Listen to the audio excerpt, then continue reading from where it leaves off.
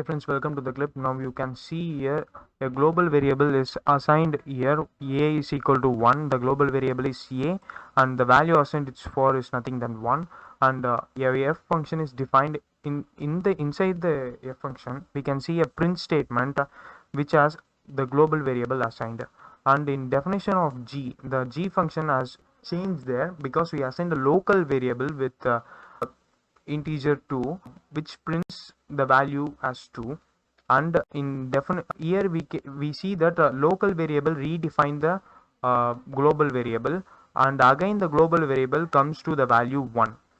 When it moves to definition of h, we assign a global keyword global a, and a is equal to 3. So the global keyword modified the value of global variable a, so it prints the value as 3, and again the global variable will not be 1 and it modified into 3.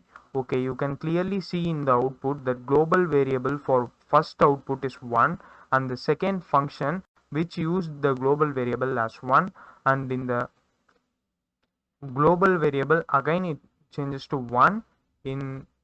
Inside the G function you can see that the local variable 2 is assigned, local variable's value 2 is assigned, and again it changes into 1. So in the function of h it changes to 3 because of the global keyword. The global variable is modified into 3. Okay, thank you for seeing this clip. Let's move on to the next clip.